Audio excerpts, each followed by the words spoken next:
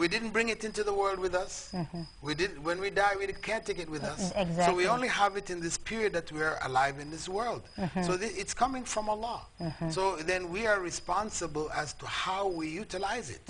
You know, and what we have to understand that ultimately the zakah is to develop in us the higher qualities of a truly good, God-fearing human being. Human being, yeah. You know, one of those key qualities is generosity. Generosity, that's right. You know, how do you develop generosity? Where does generosity come from? If you refuse to give. Yeah. You know, it is overcoming this stinginess.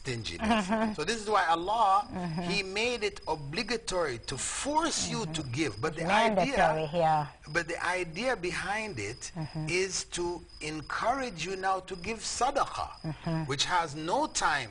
Yeah. You can give it anytime. Anytime, anywhere. You know? So that forced giving, the obligation of zakah, is supposed to help to train us in giving under other circumstances where there's no obligation. That's right. Simply because it is the good, it is the right thing Once you get used to it, yeah, it and becomes actually, a habit. you know, the Muslim nation, I was reading some statistics they gave in the UK where they did a survey amongst the communities, the various communities of the UK from various backgrounds and religions and cultures, etc. And they said openly, this was done by non-Muslims, they said the most charitable community in the UK were the Muslims. The Muslims, look at that, that's great. They were known for that. They were known because it is a part of our culture to be charitable, to give.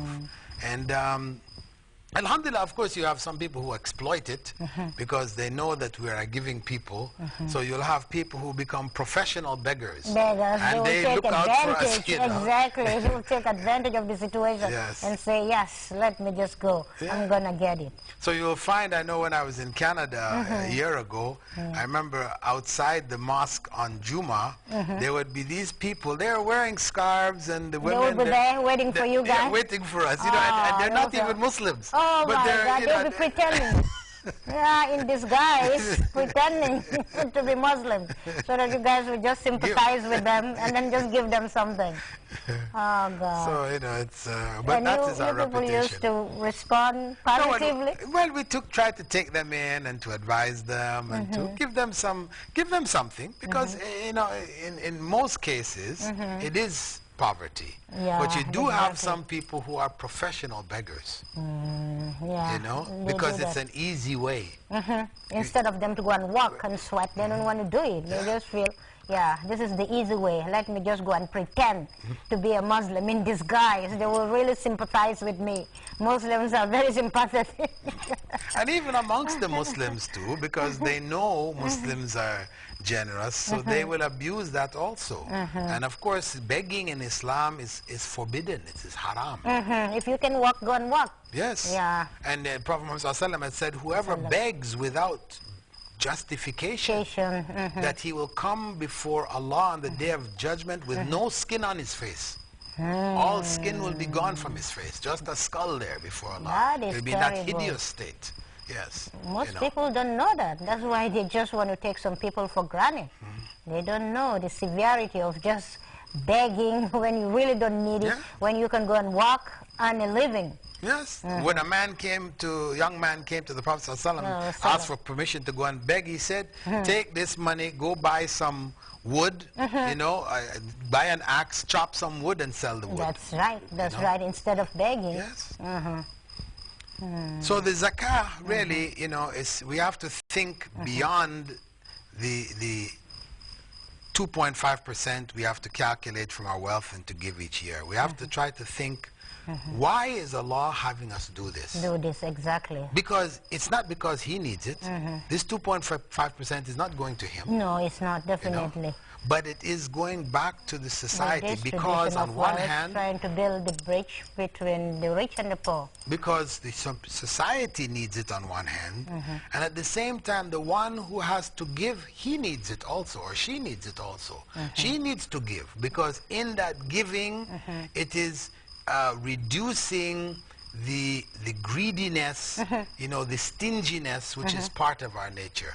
We want to hold on to things for ourselves and not share it with others. You know, you see that even from a child. You give the child a toy, you know, and other kids come over and they want to play with the toy. That's and right. The child doesn't want to play with the toy. Share the toy. Yes, You have to, everyone, that's my toy, you know. But once you start sharing, that envy will go away. You know, most of the people who are poor also, once you are wealthy, you live close to them, you don't care about them, that will develop sometimes some kind of hatred. They will never like you, but once you start sharing, that likeness will be there. Yeah, and then you will All live societies. in a very... all societies All are like societies. that. They respect those who are generous. You know, when you hear about There Bill will Gates be, exactly. sharing his billions with different exactly. parts of the world, he's spending a huge amount, billions he's spending to help develop a cure for malaria. I mean, there's no personal benefit in it for him, you know. But you But respect once that, you you say, give, that is a generous person. Very generous. That's a People will noble like person. you. They will Yes. wish you well. They will wish you well. They want your wealth, actually, they will wish that your wealth will increase. But once you are so stingy, you don't want to assist them, they will always, some will be even say, oh, I don't care, whatever happens to him, even if he dies, who cares? Whatever, even if you are sick, no one will care. But once you are generous to them, they will always wish you well. Because some are really at the lowest rung of the economic ladder, definitely, and they need to be lifted up. Yeah, and the zakah has been there from, you know, thousands of years to recirculate, to keep wealth circulating in the society, because the nature of zakah is such that if you don't circulate your wealth, then the zakah will just eat it all up eventually. So you're encouraged not to just let that money sit there and put it into circulation. Get it involved in developing the society. You know, in that way the zakah taken from it becomes less. You know, and in general, you know, as the Prophet Muhammad had said, that sadaqah does not decrease wealth. Sadaqah, charity, whether it is in the form of zakah or regular charity, it doesn't decrease wealth. Some people think that way, oh God, if I give out thousands, I'm going to lose all my wealth.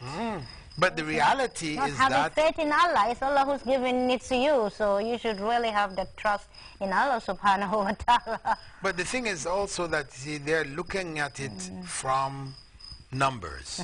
If you had $100 and you gave away $20, you now have $80. So you say, well, my wealth did decrease. Yeah, exactly. You know, that's how they see it. But the reality is that the wealth that you gave, that $20, has been multiplied in value, you know, 700 times. You know, and even the wealth that remains with you has also been blessed by Allah. So it has increased in its value. Maybe not in its monetary value as you see it, but in its spiritual, you know, you could say in its societal value, it has increased. When it sat with you, not shared, the society didn't benefit. When you shared it, the society benefited. So its value has been increased. It has been increased, definitely. Yeah, when it comes to the recipients of zakat, in Surah Al-Tawbah, Allah again says, إِنَّمَا الصَّدَقَاتِ لِلْفُقَرَاءِ وَالْمَسَاكِينَ وَالْعَامِلِينَ عَلَيْهَا وَمُؤَلَّفَاتِ قُلُوبِهِمْ وَفِي الرِّكَابِ. I mean, there are 8 categories, etc., of people who are really entitled to have this zakat. Can you just elaborate on these recipients? Well, the recipients in general, you know, are those who are poor. They get the priority. That's right. You know, whether their poverty is obvious to us or it's hidden from us because they don't like to show that they're poor, we should go and seek these people out and benefit them. And that's why it's important that the zakah be collected by an institution. You know, in the Gambia there should be. Yeah, exactly, you know, what you were saying. A central institution which responsible to collect and to redistribute it, you know, to go and to see the different cases that are there and to give it to the people who it's most appropriate. So the main two categories, massage